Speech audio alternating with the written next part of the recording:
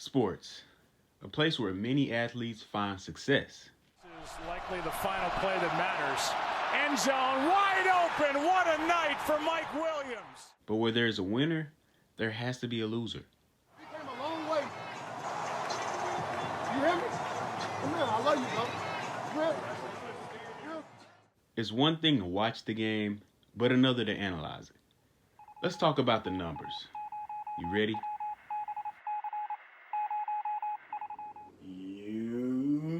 YouTube. What's going on, man? Back at Give another video. It's your boy, Numbers Fan Jay. We're headed into week 9 of the NFL.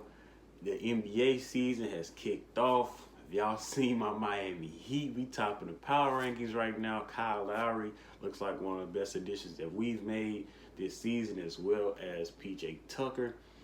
But in the football world, we have a lot of stuff to get into. First and foremost, we just want to go ahead and kind of gloss over the sad, tragic incident with Henry Ruggs III, now the former Las Vegas Raiders wide receiver, rookie, I might add. But this guy, well, he was a rookie last year. I'm sorry. It's just sad. Just sad to hear. Very, very young guy. Like I said, he just got drafted recently. If you hadn't heard about what's going on with him, apparently he was drunk driving under the influence. His blood alcohol level was twice the amount that it should be, and he was clocked in at going 156 miles per hour. He ended up killing somebody in the accident that he got in. His girlfriend was apparently with him in the car. He also killed a dog. The girl that he killed was 23 years old. Like, it's very, very sad. Please drop a RIP in the comments or something uplifting for them. Hopefully both of those families, all the families that are involved, hopefully they can continue to keep pushing forward and get through this as best as they can. I can only imagine what's going through the minds of any of those people that are related to any of these people, and just the people that did survive. Can only imagine how traumatizing the girlfriend feels right now, being in the car with him at that moment, and now gonna have to watch, somebody that she was intimate with go to jail for maybe the rest of his life. Like, this is very, very serious. You just hate to hear about it. So go ahead and knock that out, get that out the way. But before we get into the other content of this video, please leave a like, leave a comment, subscribe for your boy. Let's continue to grow this channel. Let's share this video with your family, your friends. Please, please, please help me continue to grow this channel. Hoping to make money doing this one day. So help me so I can help you. I'm gonna continue to give you guys the content. But let's get into it. So, week 9 under the lights. Well, we just have to say the bye weeks have started. If you're a fantasy owner, you do know that the bye weeks have started. You've had to make substitutions, pickups that you really weren't kind of sure about, just to fill in those empty gaps when your players that you drafted are going into a bye week. Of course, you want to be scoring all the time if you're a fantasy owner. So, the teams that are on the bye week this week: the Washington football team, the Tampa Bay Buccaneers, the Detroit Lions, who are still winless, looking for their first win, and the Seattle Seahawks. Seattle hoping to get Russell Wilson back sometime soon. Now, week 9 under the lights. Starting Thursday night, of course, the 2-5 New York Jets are traveling to the 3-5 Indianapolis Colts. So neither team has a winning record.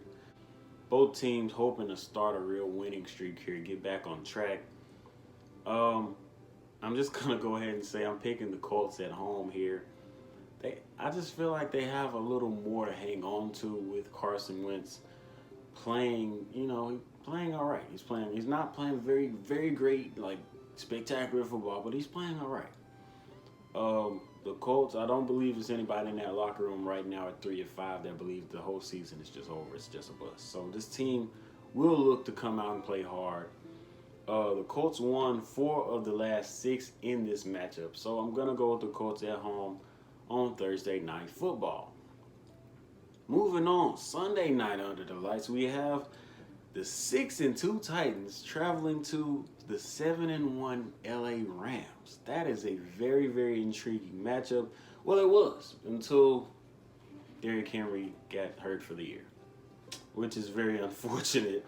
Hopefully he heals up very well and comes back strong next season. The Titans haven't won in Los Angeles since 1981. Of course, they won in St. Louis in 2013 when the Rams were stationed in St. Louis. They moved out to Los Angeles, of course. The Rams' only loss this season was at home. It was against the Cardinals, but it was at home. So they're undefeated on the road, but the Sunday night, they're at home. So if you're the Titans, do you have a chance? Of course, you always have a chance playing football, but the odds are really stacked against you without Derrick Henry because I personally don't believe in Ryan Tannehill.